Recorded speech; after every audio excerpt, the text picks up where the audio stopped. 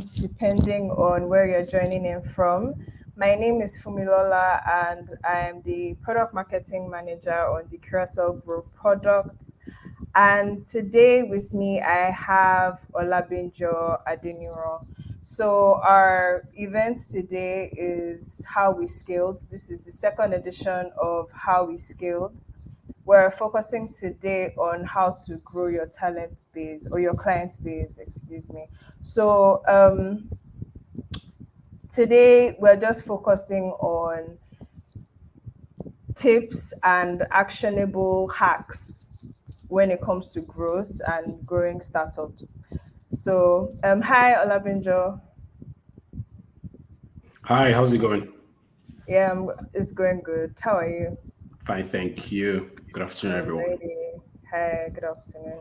Okay, so just a brief introduction of Olabinjo. He's a Nigerian technology professional with over 10 years of experience leading and managing marketing campaigns for African startups. Olabinjo has consulted with some of Africa's most significant technology startups, including Andela, Hotels.ng, Buycoins, Cowrywise, Flutterwave, Bundle Africa, and Devcenter. In 2019, he co-founded and led growth at Future Africa, turning it to Africa's most prolific venture capital fund.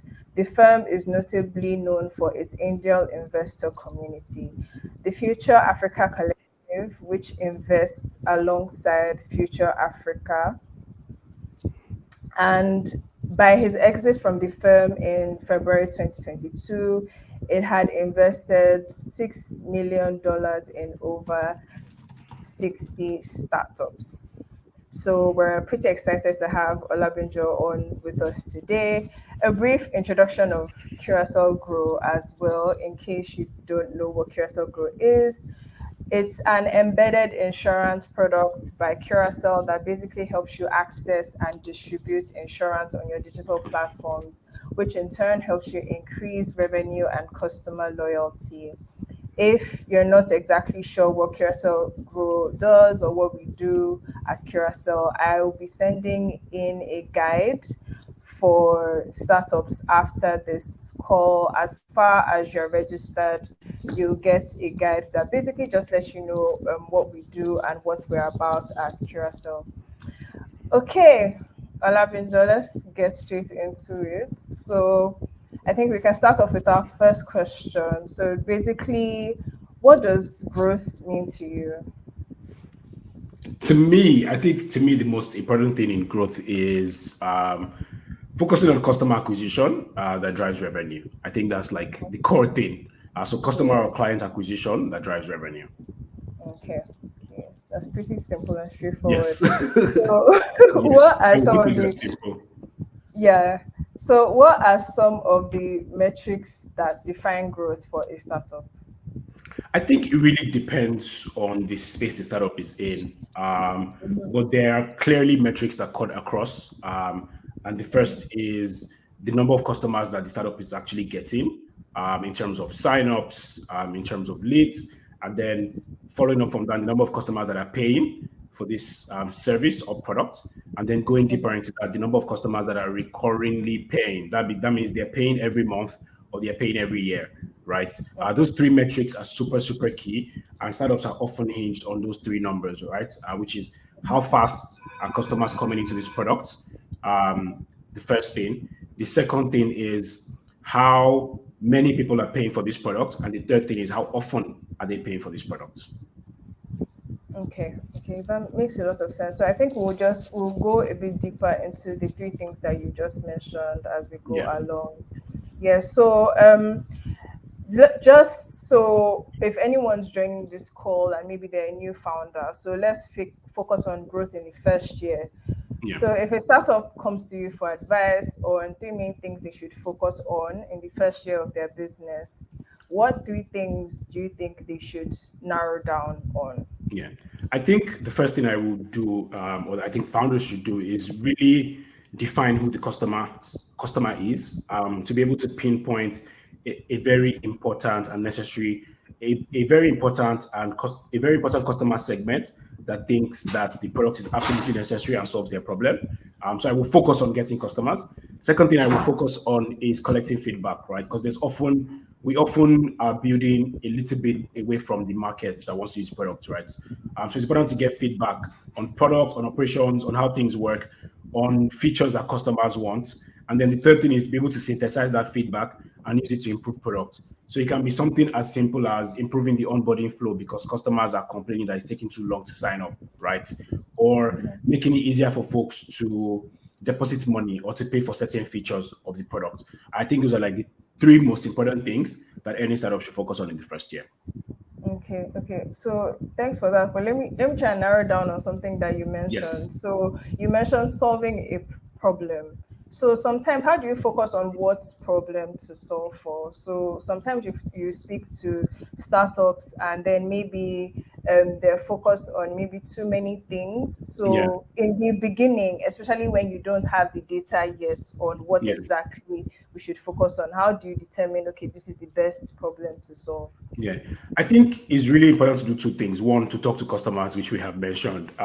As you Yeah. talk to real life people in whatever market segment you're building for, you start to learn about what their problems are, and you can start to what's it called, model how large that problem is or how valuable the problem set is.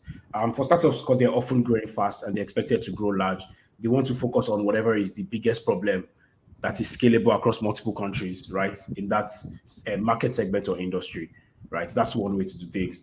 The second, I think I mentioned, is understanding in depth the customer's jobs to be done. I think jobs to be done is product methodology, and that's something that's very interesting and very important to understand. Like, what exactly am I expecting the customer to come to my product to do, right? And how does this improve their business operations, or if it's an individual, their daily lives, right? So what is the exact jobs to be done? I think those two things are really good and can help you measure how valuable the problem you're solving is, or whether it's something that's not even worth solving at all. Yeah, okay, that makes a lot of sense. So basically, jobs to be done and speaking to real life people, Yes. real life customers. Okay, so yeah, so let's move on to the kind of mindset you should have when building a startup and just the culture in the startup Yeah. generally. So, how would you say startups can foster a culture that revolves around growth? So, developing a growth mindset, Yeah. basically. There's definitely many ways to How do you approach this. encourage people to do that as a group? Yeah, there's definitely many ways to approach this, but I think one way that startups can sometimes fail is that they don't set clear goals. So everyone is working in multiple different teams and multiple different silos, but it's not clear what the company goals are for the quarter, right? And we need to remember that goals need to be smart. They need to be specific, measurable, actionable, realistic, and time bound or time based, right? And so this means that if we set a goal and we say, look, this quarter we want to reach 10,000 new customers, or we want to have 10,000 new users, right? Every other department's OKRs, goals, whatever you call it, needs to flow from that number, right? Which is, Yeah. how is everybody else's work going to support this 10,000 number metric, right? And then that also flows down to even individual team members, right? Ensuring that everyone is aligned, right? And now this goal is called the North Star metric. Startups often have a North Star metric. That is like, this is where we're going. We're all focused doing things in our own, with our own operational experiences and skill sets. Yeah. But what we are doing is building all these processes to focus on that one goal. Yeah. This means that everyone's tasks and daily activities are often aligned towards these goals, and that each person in their own way can see how their action is impacting the company's goal. So is it moving us closer or is it drawing us back from the goal? Yeah. And then the second thing is there needs to be like cross-departmental collaboration around these important things that will drive numbers and the metrics that we're trying to achieve, right? Yeah. Because startups are often small, it means that it's actually quite easy to get this done. One way that I have done this in the past is to have weekly or bi-weekly recurring meetings with product teams and other teams in the organization. I want to learn what they're working on. I want to learn the problems they're having. I want to give them feedback because I work in marketing and what I'm getting from what the public is saying about my products, right? And I can feed that into these different teams. And this means that, for example, if the marketing team realizes that there's something wrong in the funnel that's causing customers to churn. So maybe people are not able to to properly verify their identities in the product, for example, right? There needs to be a pathway for marketing team to communicate with like the product team to fix this problem, right? This means that people cannot often work in silos because if you don't intentionally create opportunities for them to speak, they're just simply not going to speak, even when they're working in like physical spaces, and Yeah. especially when they're working remotely, you have to open up those channels, right? You want your marketing team to be conversing with your sales team so they can create better sales enablement material. Because sales team is often talking to clients, right? And they are hearing certain types of feedback. Clients are asking certain types of questions. How can that feed into marketing channel for the content that's going to be created, right? Yeah. And all of these things work together, right? If an issue is being fixed, maybe there's been a bug that's been causing product lag for weeks at a time, right? Yeah. Not only should the product team know about this, you also want customer support to know about it. You want operations to know about it. You want marketing to maybe send out an email saying that look, this bug has been fixed. You want customer support to be able to advise folks and say, oh, if you update this app, you no longer face. If you update your app today, you no longer face these bugs. Like these are things that are very clear and help to build um, collaboration, but also foster a culture that's revolved around like growth metrics, especially moving these metrics. You don't want a situation where people are just doing multiple different things and everyone is like everyone is Yeah. just throwing multiple, it's like a hydra, right? Multiple different heads in multiple different directions, but nobody's Yeah. going anywhere. So very important to be able to do these two things. Yeah, okay, makes a lot of sense. Thank you. So drawing from that, if you have a North Star metric, as you said, and so sometimes in the initial stages, it's usually advisable or startups are advised to set really ambitious goals. So these ambitious goals, let's say, okay, in the first year of a startup's life, the goals are not met. How do you know that you are still on the right track in this sense? So, I mean, I'm assuming that people are interfacing with their customers. So, Okay. there are many reasons why goals might not be met. One could be that the market is immature for the product. Maybe it's not yet time for the product to actually achieve those goals. The second thing could be regulatory interference. Maybe something happens, something gets banned, something gets approved. Third can be competition. So somebody else has captured the market that we hope to capture, right? And fourth can actually be that we have a product problem. So our product is not just good enough, right? So we need to be able to sit down, review these numbers, and think deeply to figure out what's going on. But again, this is what I keep saying, like talking to customers will let us know if there's another product in the market that they're actually using that's better than our Yeah. product, right? So we need to go back to drawing board and say, look, we need to improve maybe our user experience or our uptime is poor. How can we improve our uptime? How can we make sure everything is running smoothly in our app, on our website, in whatever product that we have out there, right? If it's a regulatory thing, what can we do to educate the public and even the regulator about the space that we are operating in? What are some benefits that we can do? Do we actually have one-on-one conversations with this regulator? If no, how can we begin to foster such conversations, right? But then now we also need to keep in mind that we've missed our goal, so we're now behind, right? How Yeah. can we set a reasonable goal for the next year, something that is attainable? That's why like attainable is very important. And ambitious and attainable are not necessarily opposites, right? Something could be ambitious and could be attainable, but it could also Yeah. be ambitious and not attainable, right? So we need to go back to the drawing board and set the goals and be like, can we now achieve this goal in year two if you couldn't achieve it in year one? And then there's something that I forgot to mention that often happens is the market becomes completely different after we launch a product. It could be economic crisis, it could be some other clash that's happening, some violence happening. Like all these things affect a startup. There's often not a clean path from like 0 to 1, right? That's often being said. It's often tumultuous, and graphs are not always like all the way up to the right, right? Sometimes they will drop. Yeah. Sometimes they will drop, and then we have to pick up again and continue the journey. So that's my advice for founders who face such problems. Okay.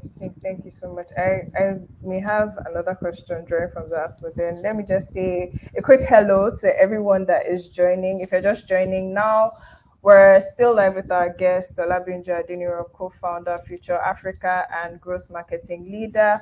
We're discussing practical tips on how to grow and scale a startup. So if you have any questions, please feel free to drop them in the comment section, and then we'll get to that after this is done. Okay. So let's just continue. We can carry on now. So before we go on, based on what you said, you mentioned how it's possible to set goals that are both ambitious and attainable. So the attainable part, how do you know when something is unattainable without being so? Of course, you want to be as ambitious as possible, but then when do you draw the line that okay, we may not be able to meet these targets that has been Yeah, set? sure. I think there are generally a lot of market signals, right, that show us how well things can go. So a couple of years back, this is maybe 2015, 2016, the largest Nigerian apps, right, like home-based apps, especially in financial services, had like 100,000 downloads max. And that was a sign of how mature the market was at the time. Yeah. Today they have like 5 million, 10 million, 1 million is even just like the starting point. So being able to understand like just how large the market is and be able to be patient to grow with the market. Sometimes there are peaks that happen, and it's not just because the growth team isn't working well, or the product sucks, or the marketing team is bad, but it's just that the market has actually just peaked, right? That's the size of the market today. So we need to be able to be patient with the market. Like I always say, it takes a long time to grow like a national company. It takes a while to grow a multinational company even. So being patient with the market. And I will say that one thing you can also do is if you notice that your market has peaked and is small, the question is what are some adjacent product features or services you can include within your niche and make your product more valuable to the customer, but also bring in more revenue to the company, right? So you're not necessarily going all out to get new customers now. You're expanding on analogous or horizontal product features that bring more value to your customer and to yourself as a startup. Yeah. Okay. Thank you so much for that. So I think we can now move on to partnerships and community. So a couple of times, even like in your past interviews, you've spoken about how you're really big on relationships and building communities. So a lot of startups, when you, of course, you're focused on making money and you're focused on growth in the financial sense. So sometimes that could affect not just service, but building real connections, especially when it comes to marketing. It could affect like the kind of content that goes out, and then just like service in terms of like building real connections with your clients. So how can startups maintain these connections with their customers and while they're scaling? That's a very good question, actually. So one thing I think to be honest and candid is it's very difficult to maintain real connection when you're growing Yeah. fast, especially when you're growing faster than other companies are growing. So I'll share some methods I've seen work, and then like I've used myself in my different um, experiences. One way I have seen startups do this and regular companies do this is they would often have accounts or relationship managers for a group of customers or for individual customers. Oftentimes, the larger and more important the customer is, the more likely they are to have an account manager. But even your average like bank often assigns account managers to each customer or multiple customers, depending on their branch size and their branch network. And the reason this happens is because many customers often, sometimes, let's just say sometimes, a customer wants to be able to call somebody on the phone or send somebody an actual personal email address and say, look, I'm having problems with this thing. I've been having problems for over a week. Maybe I'm trying to integrate some software or some API and it's really not working.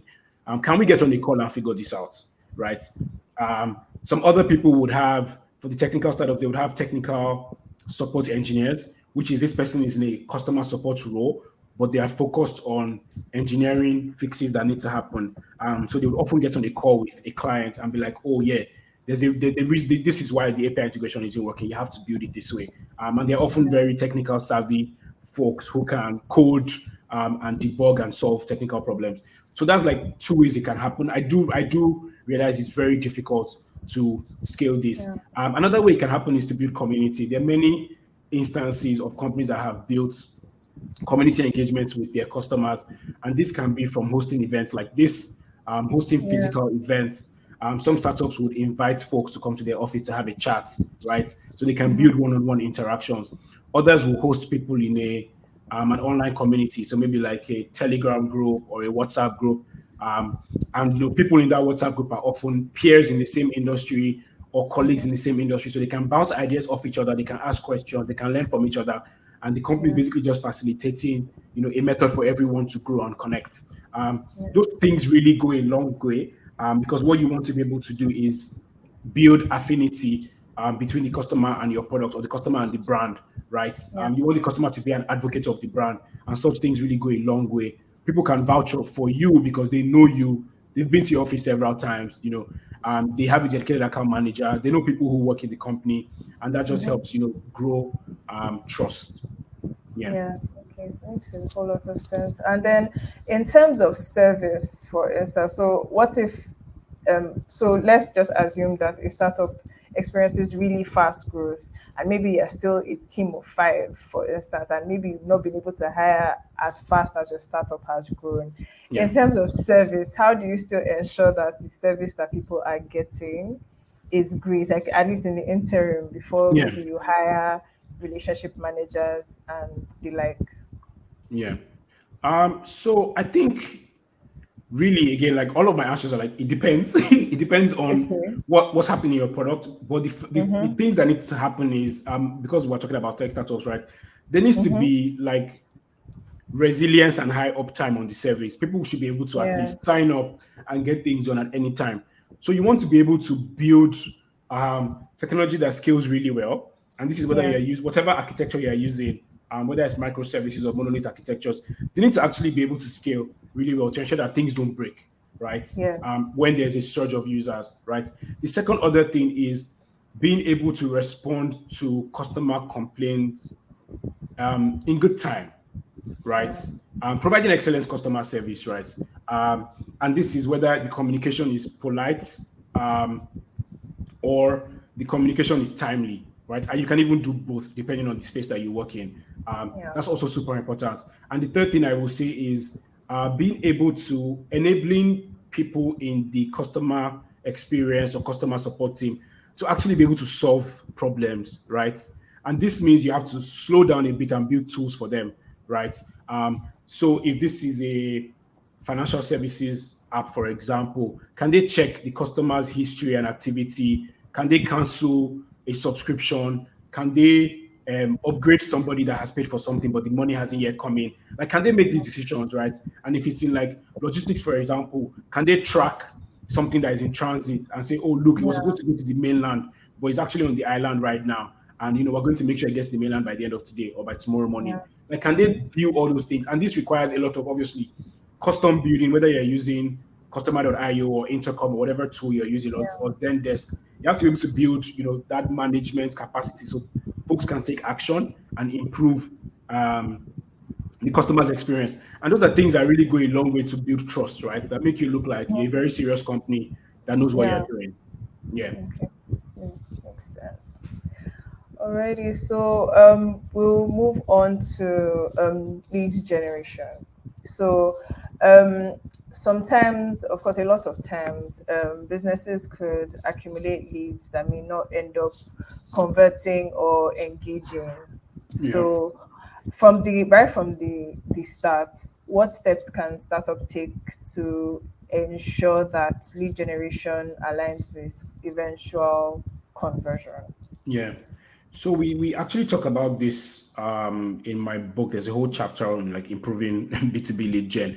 But I think one of the things that often happens is there's a very vague description of who's going to use this product, right? So the ideal customer profiles are too broad and too wide. So whoever is in sales teams, whether they're doing outreach or they're creating content, they're just creating content for so many groups of people, and literally anyone can fit into the bucket, right? So often there needs to be work done on refining what the ideal customer profiles are, and maybe limiting the ideal customer profiles to like 3 to 5. So it's not too many different types of people. And then this helps improve your outreach, right? So if I'm going on LinkedIn to look for people in that sector or leaders in that industry, I can know exactly what to look out for using some of these LinkedIn tools. Or if I'm creating content, I can start to create content to solve their actual problems. Or if I'm hosting a webinar like Executive, I can start to bring people who I think have a following in that industry, and can help improve my lead gen, right? And it's very important to be able to focus on like the quality of the leads and not the quantity of the leads, which is why we have marketing qualified leads and SQLs and all of those terms, so that we can focus more on like what matters and not just, oh, Yeah. we have 10,000 leads, which is like great, but how many of them are actually qualified to be Yeah. our customer, right? And then on the other hand, it's important to provide high quality content that is relevant to your target audience. You want to be able to reach out to people in that space or industry and actually ask them what the problems they face are. Except you've worked in that space before and you're very familiar with what the problem set is. It's always important to speak to people and do research and get ideas. I think something I have seen recently is many startups focus on creating content about tech careers and people growing in tech, and it's like, but that's not what you do. You're a logistics platform. Do you get what I'm saying? And it doesn't solve any problem for anybody who's trying to build, who's trying to use this service, right? So it's important that the content is relevant and seeks to solve problems. It can also inspire, aside from solving problems, it can also inspire people working in that industry. And oftentimes you find that the industry that you're building for is not it's not tech. Very rarely is it actually tech, right? It's often some other small businesses. It could be logistics, it could be agriculture, it could be healthcare, right? That's where the what's it called, the leaders of that industry are. And then the final thing is using a CRM really improves your management of your lead gen process from discovery all the way to close. And I'm talking like a CRM that can track everything from outreach, from dates, follow-ups, the questions they tend to ask, the calls you have with them, the meetings, all the way up to the point where the client now signs up for your offerings and pays. So there are many CRM tools. HubSpot is one of my favorites. There's also Salesforce. There's Zoho. There's many tools. But these tools really just help you to automate some of the things that happen. So, for example, sending nudges to a client if they haven't replied an email in 3 days, right? And just reminding them to finish some process. But also automated from a marketing perspective, where folks are signing up to things and they are not they haven't paid yet or they haven't finished their sign up process. And you want to be able to nudge them and encourage them to finish that process, so you can build trust, right? And get them to be a paying customer. Okay. Okay. Thanks a lot. That makes a lot of sense. So, in terms of your ICP, so when you're just starting out, how do you draw the line between determining, okay, these are the people that we should focus on, and then maybe the possibility of having success in a new market, for instance? So sometimes you could decide, or maybe based on things that you've seen, you say, okay, we're going to focus on this group of people, Yeah. but then maybe you're not yet seeing the There. type of results exactly. So Yeah. when do you now say, okay, although this was the ICP we created, Yeah. it's now time to focus on a new group or a new Yeah, market? yeah. I think there are two things, metrics that are actually important here for startups, right? On the B2C side, we often have time to value, which is how long does it typically take to provide value for a customer after they have interacted with us, right? And on the B2B side, it's time to close. How long does it take to close a customer? And for B2B, the sales cycle is often longer, because especially if you're dealing with enterprises and large organizations, because they have to now figure you out in their budget. They have to make sure that procurement knows about it. There's so many approvals. But for B2C, time to value is actually short. So we should be able to know in 6 months if people will get value from this thing. Do you get, if it's Yeah. B2C? For B2B, it's probably longer period, maybe 1 or 2 years. For B2C, be able to know in 6 months that, okay, people are actually getting value and they're coming back every month, every week, every day to use these products. Now, depending on the space that you're in, it will define how many days or how many weeks it takes to get value from a product, right? For social media platforms, for example, one of the things I know that people in social media platforms measure is how many friends or how many people follow, how many people the user is following, or how many likes the user is making in a short period of time. Because somebody who comes to a social platform that has a bunch of content, they actually need to interact with as much as possible in a short time so they can keep coming back, right? Which is very different from a savings and investment platform where people often don't get value until it's time for them to actually withdraw their money, right? Yeah. So what's the minimum amount of time it takes for somebody to come to a savings platform, right, and withdraw their money, depending on the type of savings platform that it is. If it's a platform where we want people to come and pay for insurance, for example, right, at what point do they actually get value? Is it when like their car breaks down on the road? Is it when their child is ill? Is their child already ill before they even come and sign up? Do you get what I'm Yeah. saying? Or the child gets ill after, right? Like, how do we measure those things? How do we set time frames and periods? And okay, on the average, it takes about 6 weeks for somebody to get sick and then go to the hospital, right? Those are things that are super important to measure, and they help us answer these questions better. Yeah. Okay. Makes a lot of sense. So, you mentioned how, in B2B, time to close, I think you mentioned time to Yeah, close, how it's a bit longer. So, as someone, so if you're in charge of growth at a startup, yeah, and you have to explain, okay, why this is taking a long time. Because, for instance, founders, everyone is under pressure, and nobody exactly has like a lot of time in that yeah, sense. So it's still the same. It's very similar to the question I asked earlier. So how do you know that, okay, you're on the right track? And as a growth yeah, leader, how do you now explain that, okay, this means that we are on the right track yeah. to profitability? Yeah. So I think I won't say right track to profitability, but you know that there's you know that people want to pay for your product when there's genuine Okay. interest in Yeah. it. So from talking to people, you can get a sense, especially because it's B2B, so you're often leading by a sales team, right? Right. You can get a sense of how much interest people have in this thing by how they talk about it and how excited they sound when they talk about it. That can show the interest. Another thing you can get to see is how, like, for those who are actually using it, what value is bringing to them. Yeah. So I'll give an example for payments, right? I remember when I was working in travel in Hotels.ng a long time ago, and we were using a particular payment provider, right? And our CEO had gone somewhere, heard about Paystack, signed us up to Paystack, we integrated it, and like that month we had like 100% payment success. And so on the Paystack side of things, that's proof that people actually get value from this product, Yeah. even though the sales cycle could be long, depending on the size of the enterprises, right? There's actually value here. When somebody Yeah. integrates it, their what's it called? Their failure rates drop and their success rate is higher, which means their business is growing, right? Yes. So that's one way of measuring things. Like, is the client's business actually going to grow as a result of using this tool, right? If yes, what if this client A is not fully convinced yet, but client B, we can see how it's impacting their business. We have dashboards, we can see how many numbers they're doing every week, or they're even they're giving us feedback, and they're saying, oh, we need to upgrade. We paid for 1,000 units, but it's too small. We need 10,000 units. Those are ways that we can measure if like this thing is going to be successful and if it's going to be useful or not. I hope Okay. I've been able to answer the question Yes, yes, well. you have. Yes, you have. Thank you. So, I think we can move on to managing risk. So, can you share a story of a particularly challenging moment during the growth of a startup that you've worked with, and basically how they navigated through that time? Yeah, sure. That This is a example. very, very, very tough question, actually. It was a very tough question. Yeah. So I'll share on my experience during my time at Devcenter, where I was the marketing and communications lead.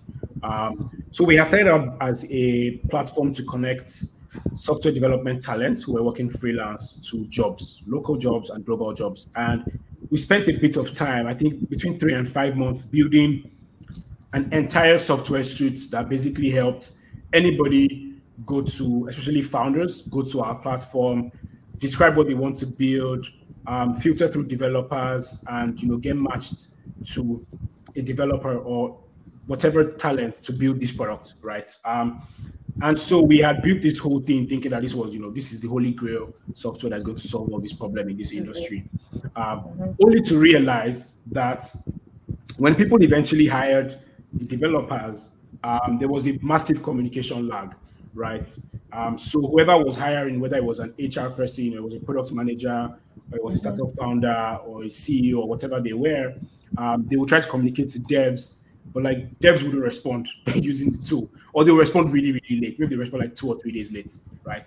And so we had to sit down and really think about it and say, we're clearly seeing that products are being delayed in how they are being built, and because of this delay in response, how can we improve the response time, right? Because if the developers don't respond, they don't get paid. If they don't get paid, we don't get paid, and the customer Yeah. isn't satisfied with our product. And after thinking through this, our actual solution was to completely remove this entire communication thing that we have done and remove the product. And instead, I we have spent to 3 months building. now we built, yes, we just took it, we completely took it down. Okay. And what we did instead was we now hired a small team of project managers who would help these startup founders or CEOs or whoever they were to manage their products from research to design all the way till it was delivered, right? And it was very tough because we're a very small company, so we had to find people to hire to Yeah. pay them to do this job. Also, because a process we had thought would be automated, we realized it had to actually be done manually.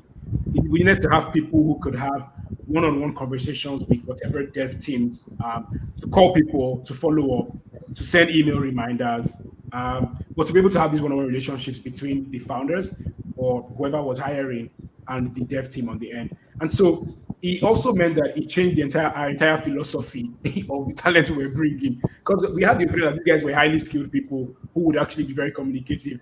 Turns out that they were not going to be communicative, right? And then we eventually discarded this entire thing and had to bring all this conversation into Slack, right? And when we brought this conversation into Slack, we saw better uptime in conversation replies. Projects were now finishing on deadline. Things were going as planned, right?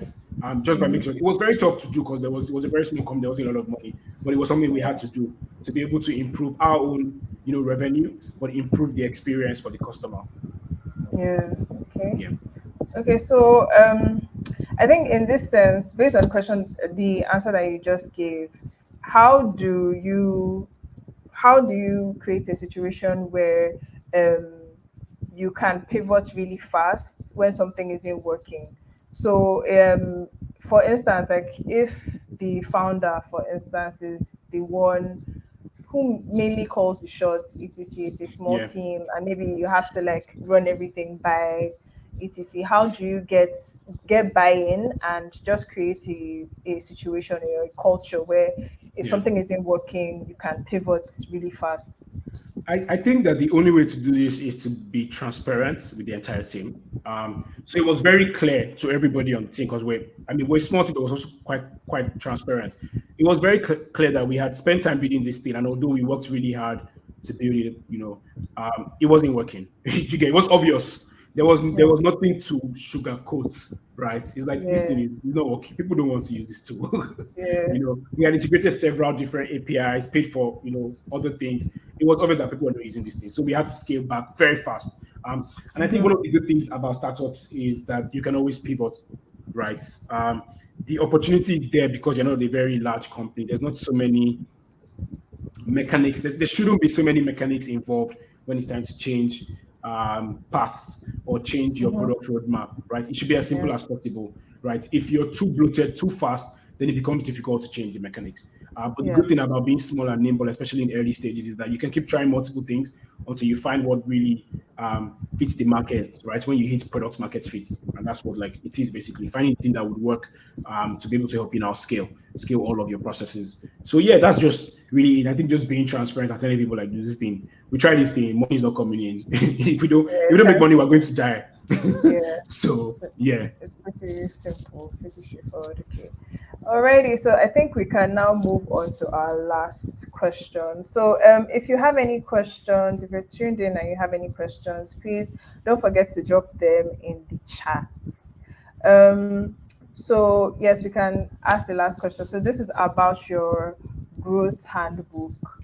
So going through the book is very structured in the sense that there are all the different chapters are kind of divided into different parts from early stages to scaling, and then you now try to have to address different points like design, storytelling, community. So basically, what was the thought process behind the structure? What Yeah. did you think about when you were putting that together? Yes, so I basically put myself in the shoes of two groups of people.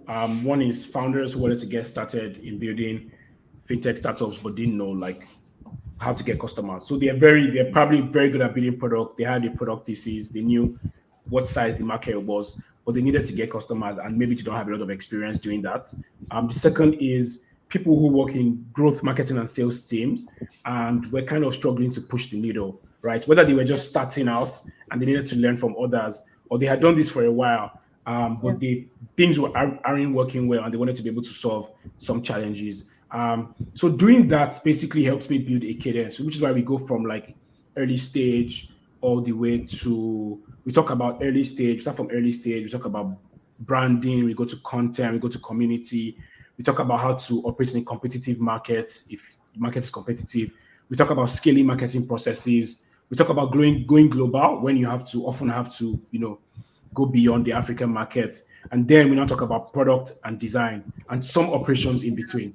So I'm basically trying to go from day one to like the problems you are going to face when things are going really, really good, which you get, and how Yeah. to fix those problems. But also at the very final chapter, the case study we draw from is Number, and like Number is a company of many pivots and many different types of expansions.